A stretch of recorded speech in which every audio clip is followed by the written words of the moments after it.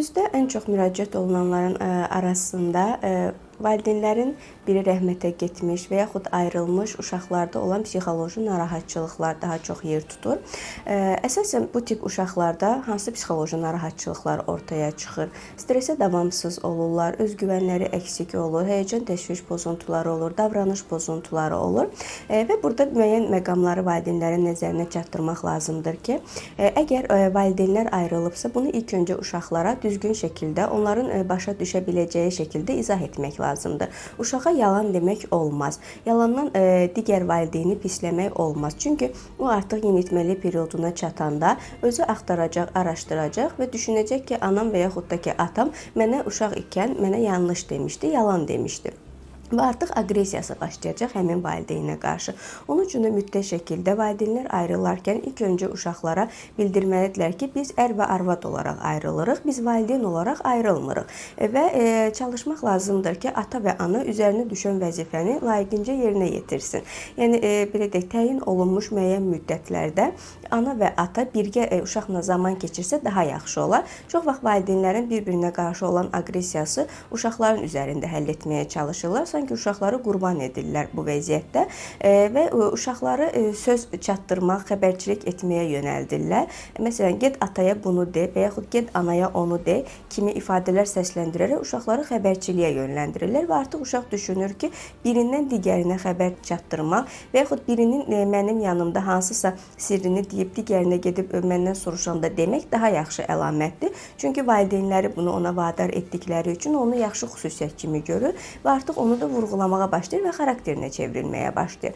Yaxşı olardı ki, uşaqlara bunu düzgün şəkildə izah edilsin və uşaqlarla doğru şəkildə zaman keçirilsin. Və digər məqamlardan biri də odur ki, valideynlərə ayrılandan sonra və hər iki tərəf yenidən ailə qurmağa başlayır və ailə qurarkən daha çox belə deyək də anaların və yaxud ataların yanında qalan uşaqlarda ikinci həyat yoldaşı gələndə artıq belə deyək ailəyə və yaxud atadırsa ikinci olaraq həyat yoldaşı olur, anadırsa ikinci olaraq həyat yoldaşı olur və bunu uşağa necə izah etmək lazımdır ki, bu şəxs kimdir? İlk olaraq biz uşağa bildirməliyik ki, sənin əgər ana ailə qurursa, bildirməlidir ki, sənin atan var, filan kəsdir, məsələn, filan yerdə yaşayır və biz hər həftə onunla görüşürük və gəzirik və yaxud filan yerə gedirik, sən onunla danışırsan.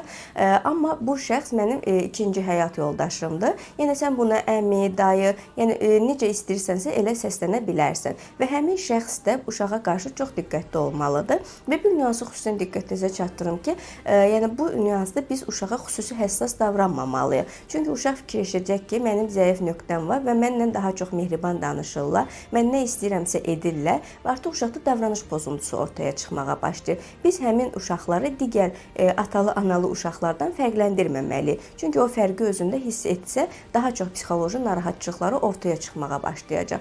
Və bu məqamda da yaxşı olardı ki, valideyn həmin digər şəxsi uşağa düzgün şəkildə tanıtsın.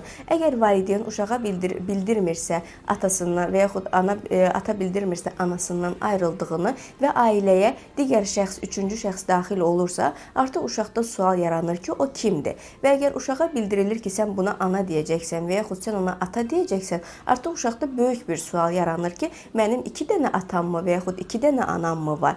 Onun üçün də ən yaxşısı, əgər valideyn bunun üzərindən gələ bilmirsə, bu məsuliyyəti üzərinə götürə bilmirsə, yaxşı olardı ki, psixoloqa müraciət etsinlər və psixoloq uşağın başa düşə biləcəyi dildə, yaşına uyğun şəkildə, uşağa düzgün şəkildə valideynləri ilə bir yerdə bunu izah etsin ki, yəni uşaqda müəyyən bir problemlər ortaya çıxmasın. Çünki əgər uşaqlıq dövründə aldığı travmadan dolayı hər hansı bir psixoloji narahatçılıq yaşayırsa, bunu özü də gələcəkdə öz ailəsində, uşaqlarında yaşatmağa başlayır. Çünki aldığı travmadır. Onun üçün də biz uşaqların psixologiyasını korlamamamız üçün yaxşı olardı ki, onlara yaşına uyğun şəkildə valideynlərin ayrıldığını və digər həyat yoldaşının ailəyə daxil olduğunu və kim olduğunu düzgün şəkildə izahatı verilsin.